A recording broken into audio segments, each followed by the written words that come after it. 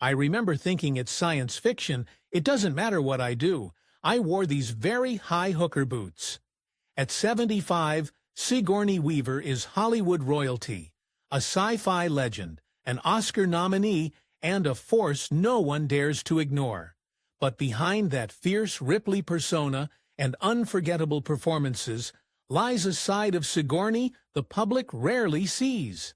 A side that carries every struggle, every moment of guilt, every pain, and maybe even a few surprising secrets about the people she's crossed paths with.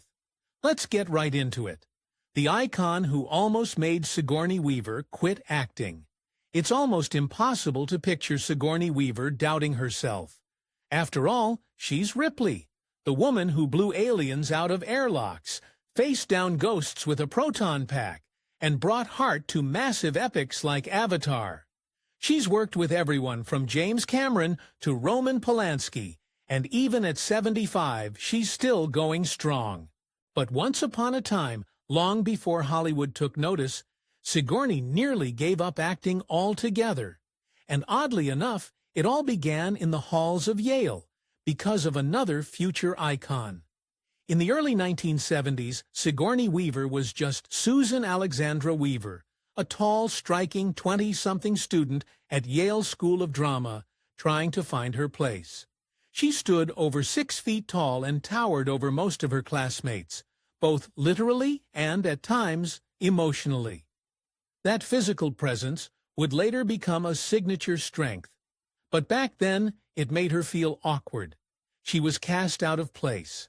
And right across the classroom aisle sat someone who seemed to never feel out of place. Someone so good, it was intimidating. Meryl Streep. Yes, that Meryl Streep, the woman who would go on to become the most decorated actor in the history of the Academy Awards. Back then, they were classmates. Two women, born just a few months apart in 1949, both hungry to make something of themselves in a fiercely competitive program. They weren't enemies, but they weren't exactly best friends either. More like reluctant rivals. The two first shared the stage in The Frogs, a quirky musical comedy by Stephen Sondheim, which was actually performed in Yale's own swimming pool. It was absurd, experimental, and very Yale. Sigourney and Meryl were both in the ensemble, while actor Larry Blyden led the cast. From there, they would find themselves constantly auditioning for the same roles in student productions. And time after time, it was Meryl who landed the leads. Meryl got all the leads. Sigourney once admitted in an interview with the Virginian pilot, "I think the fact that I was so tall, and the fact that a talent like Meryl Streep was in the world, largely discouraged me from trying acting." Imagine that! Sigourney Weaver, the future face of sci-fi feminism, nearly walked away from it all before it began, because someone else shined just a little too brightly. But that wasn't the only reason she felt disconnected. She didn't exactly mesh with the style of theater Yale adored. The plays were heavy, intellectual, often archaic. Sigourney felt like the odd one out. Her professors didn't quite know what to do with her. This towering, unconventional woman, who wasn't classically pretty in the way casting directors expected, but had an undeniable presence, she once said she felt like Yale didn't get her. And she wasn't entirely wrong. She rarely got cast in the right roles, but one person did get her. Playwright Christopher Durang. Durang, known for his absurdist comedies, saw something in Sigourney. Her dry wit, her timing, her physicality. He wrote roles for her. That creative partnership gave her a lifeline. Without it, she said she might have dropped out. Durang's friendship and belief in her gave her the confidence Yale sometimes stripped away. Despite everything, she stuck it out. And when graduation came, fate was funny. Both Meryl and Sigourney made their film debuts in the exact same year, 1977. Meryl appeared in Julia, directed by Fred Zinnemann. Sigourney, in contrast, had a blink and you'll miss it moment as Woody Allen's date in Annie Hall, but both were officially in. In 1978, Meryl landed her first major role in The Deer Hunter. 1 year later, Sigourney Weaver exploded onto the screen as Ellen Ripley in Alien. One of them won the critics, the other won the box office, and in many ways, they've danced around each other ever since. Meryl is the classic thespian, stage-trained, Oscar-showered, respected. Sigourney, she's the genre queen. From space operas to psychological thrillers to monster blockbusters, she's had her share of critical praise, including a Tony nomination and 3 Oscar nominations, but she's never been about the gold statues. She's about the work, the story, the character. Even in recent years, the comparison hasn't fully gone away. Meryl is cinema. Sigourney is movies. And while those two worlds don't always overlap, Sigourney's body of work continues to resonate. She even took on the role of Prospero in The Tempest, in a major London revival in late 2024, proving she's never boxed in by Hollywood's expectations. But all of that, the fame, the influence, the millions of fans, might never have happened if she hadn't clawed her way through those brutal years at Yale. Because once she found her voice, the world didn't just listen. It watched, mesmerized, and her very first big screen breakthrough, it didn't just launch a career. It sparked the first flames of tension that would follow her through the years. Behind the scenes of that now iconic 1979 sci-fi epic, a director pushed her farther than she ever expected. The director who asked her to undress for art and almost took it too far. When Sigourney Weaver landed her breakout role in Alien, she was an unknown actress with a theatrical background and a few TV credits. By the end of the shoot, she was exhausted, slightly traumatized, and immortalized. But before she ever became the face of one of cinema's most iconic sci-fi heroines, she found herself being asked to strip for a scene by none other than director Ridley Scott. And the way it unfolded? The actresses say it tells you a lot about how women in Hollywood, even ones playing tough-as-nails roles, were still expected to bear more than just their souls. Let's rewind for a second. It was the late 1970s, and Hollywood was still buzzing from the massive surprise success of Star Wars. Every studio wanted their own big-budget space adventure. 20th Century Fox greenlit Alien, a dark, claustrophobic horror story set in space. A risky move if not for the sudden popularity of sci-fi. The script, originally titled Star Beast, yup, really, was penned by Dan O'Bannon and Ronald Shusett.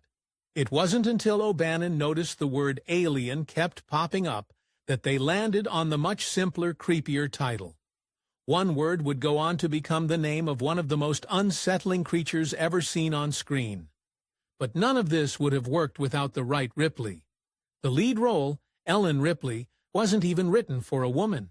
It was just crew member at first, gender neutral. But producers thought casting a female lead would give the film a fresh edge. Meryl Streep was initially considered, but she had just lost her fiancé, actor John Cazale, and understandably stepped away from acting for a while. That twist of fate gave Sigourney Weaver her shot. And from the moment she stepped on set, it was clear she had something no one else did. Tall, commanding, and grounded, Weaver brought intelligence and toughness to Ripley while still letting the fears show. She made it real. Human director Ridley Scott, then still early in his film career, had a very specific vision. A former commercial director with an art school background, Scott was meticulous, visual, and unafraid to push boundaries. His films often blur the line between brutality and beauty. Alien was no exception. Working with Swiss surrealist artist H.R. Giger, Scott brought the alien creature to life in a way audiences had never seen. Giger's creature was nightmarish, biomechanical, eerily sensual, and disturbingly intimate. It didn't just kill, it violated, symbolically at least. Everything about Alien dripped with tension, fear, and sexuality, which brings us to that infamous fourth act scene. After surviving the massacre aboard the Nostromo, Ripley believes she's finally safe. She strips down to her underwear, preparing for hypersleep, only to discover the alien is still aboard. What follows is the final face-off. A lone, nearly naked human woman versus an unknowable predator. The scene became one of the most talked-about moments in science fiction history. Not just because of the tension, but because of what Ripley was, or wasn't, wearing. Critics were split. Some felt the strip-down was gratuitous. Others argued it made her vulnerability tangible. But here's the twist. Herself was the one who suggested taking it even further. She asked, "What if Ripley was completely naked?" Not to be provocative, not for shock, but to reflect what she felt was the truest, rawest moment of the character's journey. Ripley had survived hell. She had lost everything, her friends, her ship, her sense of safety. Why wouldn't she strip off the blood-soaked, sweaty clothes and just breathe? Weaver later explained that the suggestion was never about titillation. It was about power. The alien, she said, was naked the whole time. Why not Ripley? Why shouldn't a woman be shown in her most exposed state, but not be sexualized? Ridley Scott didn't say no immediately. In fact, he considered it. Early storyboards even included a voyeuristic twist. Shots of the alien observing Ripley from the shadows. Its inhuman curiosity piqued by her soft human form. At one point, a more explicit confrontation in the ship's shower was even floated. Ultimately, those versions were scrapped. The studio didn't want to risk it. So Ripley stayed in what are now perhaps the most famous pair of sci-fi underwear ever filmed. But that decision still drew heat. Critics accused the film of reducing Ripley to eye candy in its final moments. And while Weaver defended the scene publicly, she later admitted she was surprised by how much the focus became about her body, and not her performance. The scene stayed with her. It shaped how she thought about female roles in Hollywood going forward. It also set the tone for a career full of tension between the art she believed in and the industry's obsession with control, image, and yes, exposure. And while Alien made her a star, it also made her wary. She'd go on to work with brilliant directors, but not all of them were easy. One of them, her next big collaborator, had his own ideas about strong female leads. And let's just say, his praise for Ripley came with a sharp edge when James Cameron made Sigourney bleed. By the time Sigourney Weaver hit her mid-30s, she wasn't just another actress in Hollywood. She was a revolution in boots. She had already proven that a woman didn't need to scream for help in a horror film. Instead, she could be the one saving the day, dragging herself out of danger, torch in hand, jaw clenched, and never asking for permission. But off-screen, the fight was just as intense, and one of the most intense creative clashes in her career came from a man known for loving machines more than people, James Cameron. Let's rewind to the early 1980s. The world had just gotten a taste of Ellen Ripley in Alien, a film that no one really expected to explode the way it did. Released in 1979, it was a slow-burn nightmare in space, directed by a then up-and-coming British filmmaker named Ridley Scott. Scott, who would go on to direct everything from Blade Runner to Gladiator, gave the film its icy atmosphere and a creeping dread that was just as much psychological as it was monstrous. But when it came time for a sequel, Scott had already moved on to other dystopias. He wasn't coming back. That's when James Cameron entered the chat. Fresh off the surprise success of The Terminator in 1984, a film that proved a low-budget sci-fi thriller could take over the box office, Cameron was young, hungry, and had something to prove. The studio handed him the keys to the Alien franchise, and he didn't tiptoe in. He kicked the door open. Cameron wasn't interested in repeating what Ridley Scott had done. He wasn't going for quiet tension and slow-build horror. He wanted war.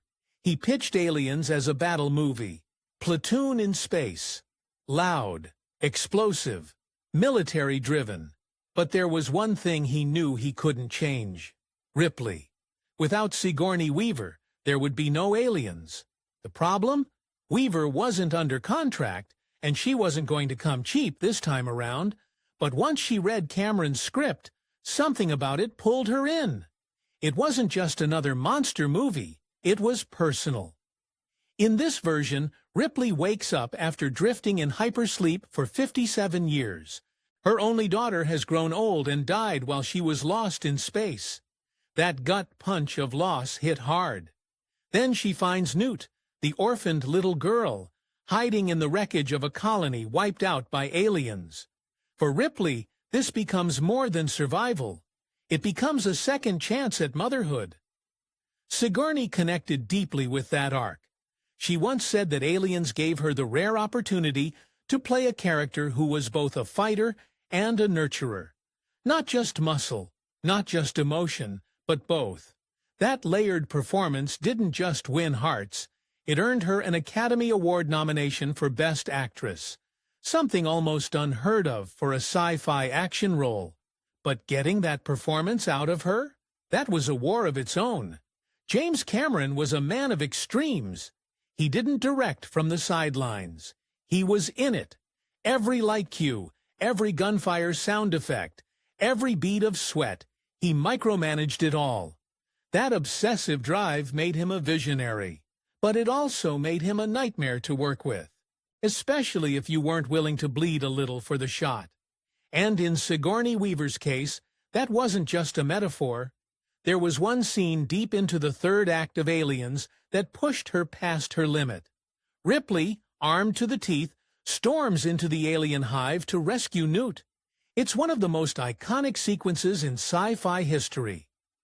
Flamethrower blazing, Ripley ripping through organic walls and egg sacs, determined to save the child. It looked gritty and heroic on screen, but behind the scenes it was dangerous. Weaver had raised a red flag before they started filming that sequence. The set was made from a strange, glass-like material, fibrous and sharp. It felt brittle to the touch, like walking through fiberglass insulation with no gloves. She asked Cameron if it was safe. Cameron, ever the confident commander, told her, "It's spun glass. It won't cut you." To prove it, he brushed against the wall himself, walked away unscathed, and said, "See? All good." Then the cameras rolled. Sigourney went full Ripley, charging in, tearing through the alien nest, grabbing for Newt, and within seconds her hands were bleeding. Deep cuts, jagged gashes. She later joked that her palms looked like a Renaissance painting. "It was like I had stigmata," she said. That wasn't a stunt. There was no fake blood. That was real pain for the sake of real emotion. And while Weaver took it in stride, that moment left a mark, not just on her hands, but on her memory.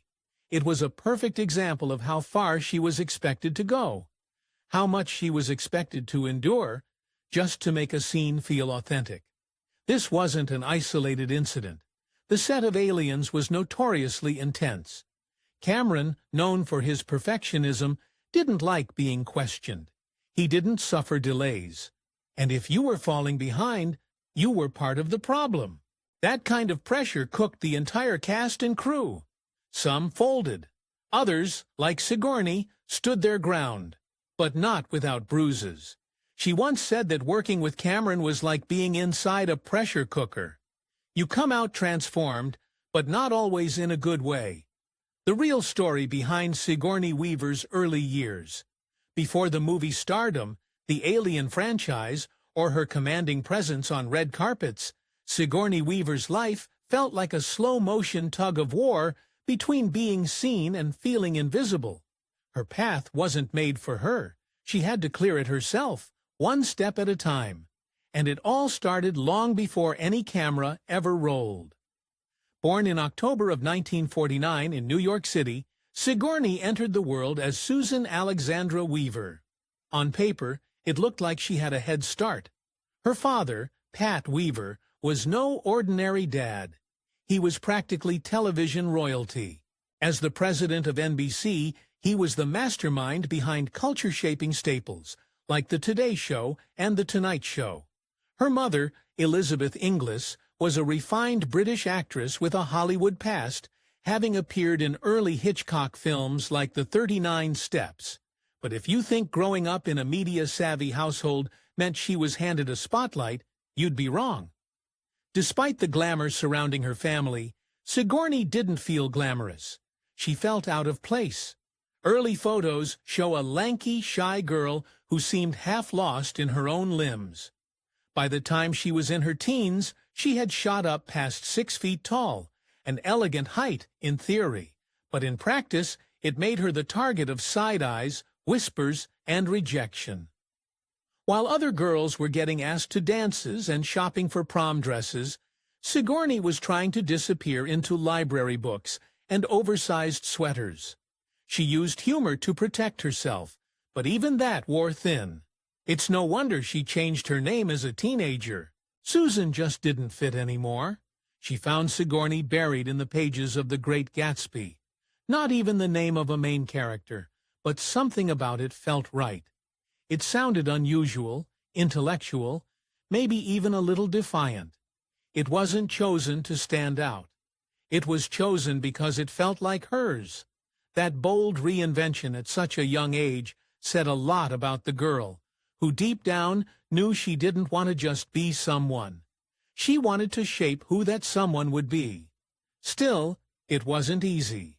Her early education was a carousel of elite private schools, Chapin, Brearley, and later Ethel Walker. But even in those privileged halls, she stuck out like a sore thumb. These schools weren't designed for girls who questioned everything, especially not girls who refused to wear the uniform properly or who dared to direct the school play their own way. At one point, she staged a production and gave herself the male lead, not because she was showing off, but because she wanted to stretch herself, to play with identity, to push against the rules that kept trying to box her in. Her home life was just as complicated. The Weavers lived in a sprawling Central Park West apartment with a dumb waiter.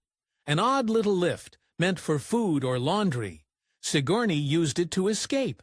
She'd curl up inside that dark, narrow space to read, cry, or just breathe. Think about that. A girl who would one day own the screen in Alien, Gorillas in the Mist, and Avatar once found her only safe space inside a dumb waiter. That's not just a quirky story. It's a glimpse into the loneliness that shaped her. The awkwardness followed her to California when she enrolled at Stanford in the late 1960s. The world outside was changing fast.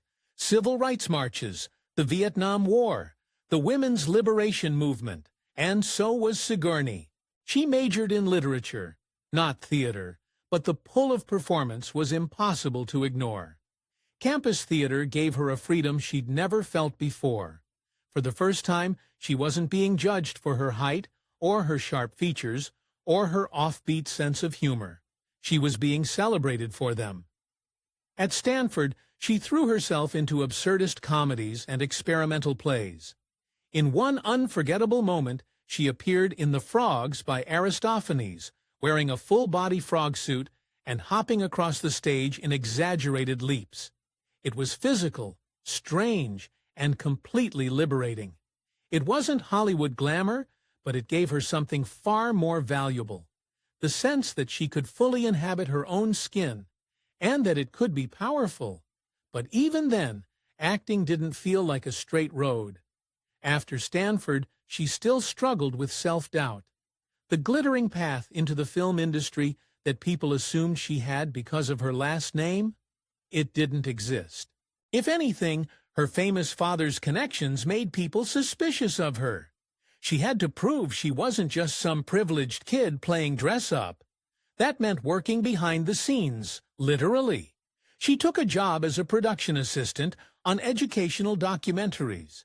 She answered phones. She filed papers. She did voiceover work for a Sesame Street album. Anything to stay close to storytelling. And when money was tight, and it often was, she made do. One of her early New York apartments had no furniture, so she used milk crates for chairs. Her clothes came from thrift stores. There was no spotlight, no red carpet, no studio execs knocking on her door. Just long days, endless auditions, and the aching sense that she might never quite belong anywhere. Still, she kept showing up. Those early years hardened her in all the right ways. They gave her an edge, but not a bitterness, a sense of humor, but also a toughness. She learned to walk into audition rooms with her head high, even when she knew the casting agents had already written her off. Too tall, too strange, too intellectual, too something. But what they didn't see coming was that those very things, her height, her voice, her thoughtful intensity, would become her biggest strengths. She wasn't made for traditional leading lady roles. She was made for something entirely new, and that's exactly what Hollywood was about to discover. Because just when Sigourney Weaver was beginning to accept that she might never be truly seen, a director named Ridley Scott was looking for someone who didn't fit the mold, someone who could change the game, someone who could step onto a spaceship as Ripley and never look back. But those early years, they never really left her. They were full of rejection, self-doubt, and feeling like an outsider in every room she entered. And maybe that's why she never became the typical movie star, because long before she ever screamed at a xenomorph, she'd already learned how to survive in a world that didn't always make space for girls like her. The private guilt and the life she nearly missed. You know Sigourney Weaver as the unstoppable force who faced down aliens and corporate villains without flinching. But behind the cool exterior and the Hollywood glow was something she rarely talked about. Something that haunted her far more than any monster on screen. Guilt. In the early 1980s, Sigourney was finally hitting her stride in the industry. After Alien and The Year of Living Dangerously, she had carved out her space in a business that tried hard not to take women seriously, especially women who didn't fit the traditional Hollywood mold. But while her career was taking off, so was something else. A life she hadn't always been sure she'd have. In October of 1984, she married stage director Jim Simpson. No red carpet romance, no flashy headlines, just two artists who respected each other's minds. That same year, they quietly started building a life together in Manhattan. And not long after, in the spring of 1990, they welcomed their daughter, Charlotte Simpson, who now goes by Char.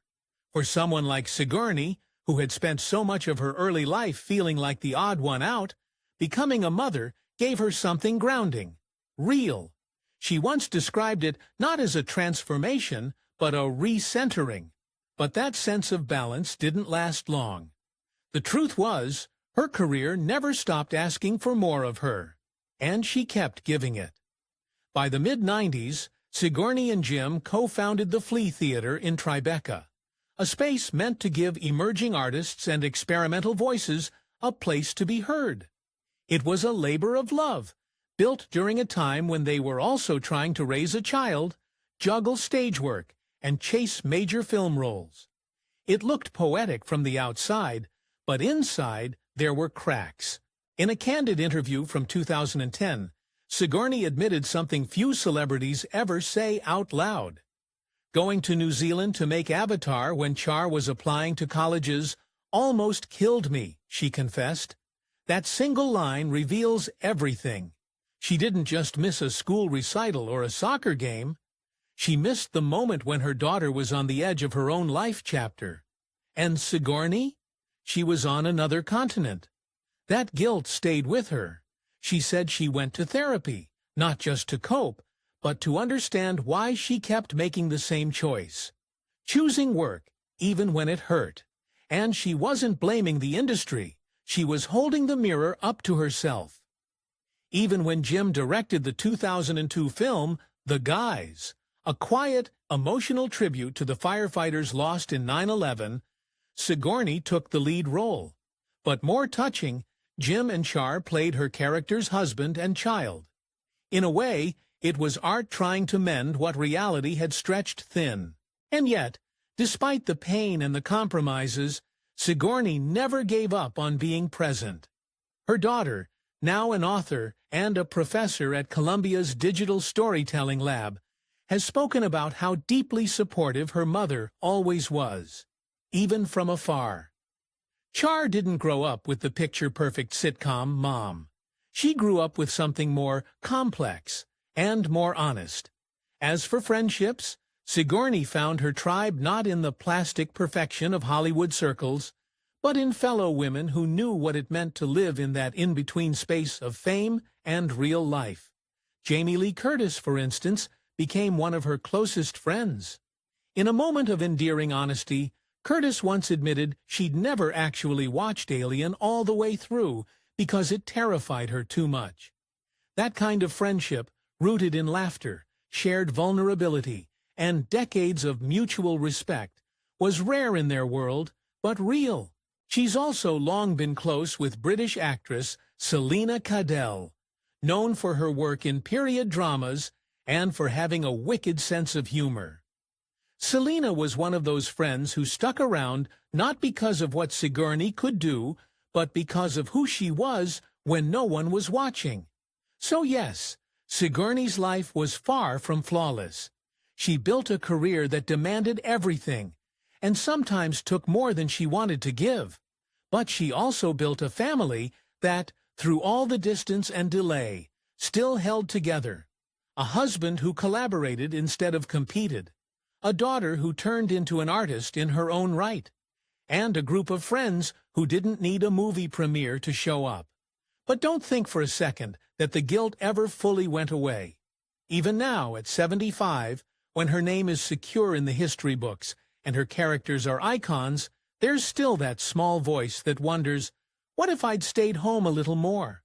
What if I missed too much? The truth? Maybe she did miss moments. But she also gave her daughter something no one else could.